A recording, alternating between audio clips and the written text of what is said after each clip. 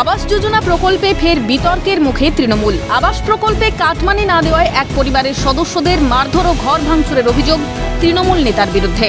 Cut money বিতর্ক যেন পিছু ছাড়ছে না শাসক দলের। এবার অভিযোগ উত্তর 24 পরগনার হাড়ুয়া থানার সোনাপুকুর শঙ্করপুর গ্রাম পঞ্চায়েতের বরুদ গ্রামে। এই গ্রামের বাসিন্দা পাঁচু মণ্ডল।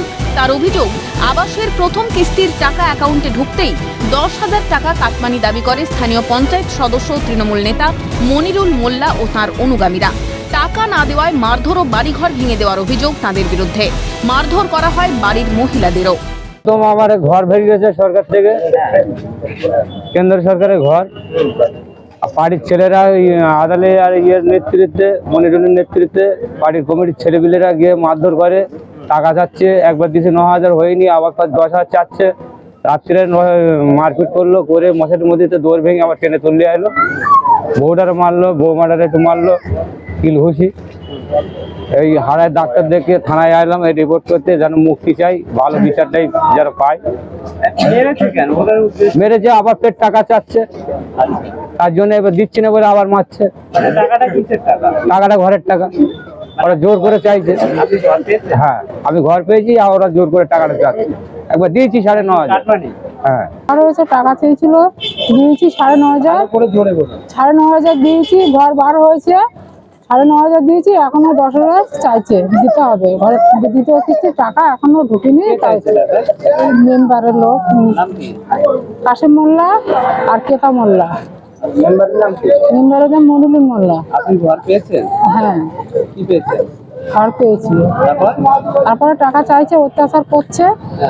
টাকা দিতে পারেনি, বলেছি যে আমি এই দিতে পেরেছি, আর দিতে পারবো না। আমরা গরিব মানুষ, খেটে খাই, আমার তো লোকের জন্মদিনে খেটে খাই, আর দিতে পারবো না। না, টাকা দিতে হবে এখনো 10,000। যদিও যথারীতি সব অভিযোগ উড়িয়ে দিয়েছেন অভিযুক্ত তৃণমূল নেতা। আমি তাই তো দেখলাম, কিন্তু আমি তো জানি না যেহেতু এরকম করে ঘটনা ঘটেছে, আমি জানি না, আমি শুনলাম। হ্যাঁ, আপনার দলবল গিয়ে নাকি টাকা চেয়েছে, মারধর করেছে। না না না, এরকম আমি পরে তদন্ত করে আমি যেটা জানলাম যে এরকম একটা ঘটনা ঘটেছে, সঠিক আমি জানি না। টাকা চাইনি, দিতে পারবে না। কেউ যদি ভালোবেসে 2 টাকা দেয় সেইটাই ঠিক। ঘটনার সত্যতা স্বীকার করেছেন প্রাক্তন পঞ্চায়েত সদস্য মোহাম্মদ সাবির আলী।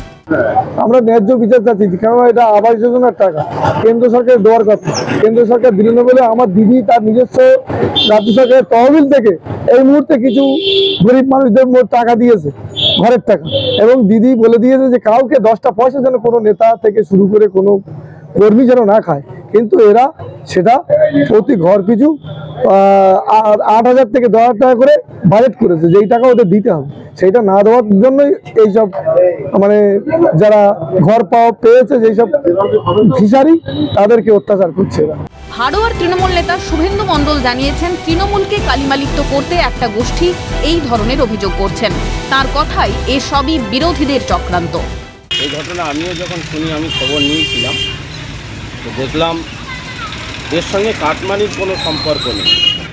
রবীন্দ্র ভবনে বসিরহাটে যেদিন মাননীয় মন্ত্রী একটা ঘোষণা করলেন সুজিত বোস থাকতে পারবে না, সেদিন থেকে আমরা দেখলাম যে হাড়োয়াতে বিভিন্ন বিষয় নিয়ে অরিজিনাল যারা তৃণমূলের কর্মী তারা কিন্তু কেস খাচ্ছে।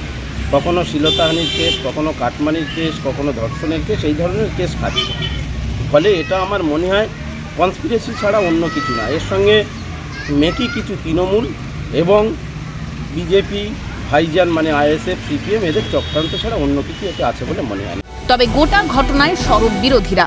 দেখুন, মাননীয় মুখ্যমন্ত্রী মমতা বন্দ্যোপাধ্যায় যখন তার সাংগঠনিক সভাতে দাঁড়িয়ে প্রকাশ্যে বলেন যে কাটমানি আদায় করা যাবে না এবং কাটমানি আদায় করলে তার বিরুদ্ধে এফআইআর হবে, সেখানে দাঁড়িয়ে তার দলের নেতারা নির্দ্বিধায় নির্লজ্জভাবে সংকোচবোধ মনে না রেখে এই আবাস যোজনা সহ একাধিক প্রকল্প থেকে কাটমানি তুলছে।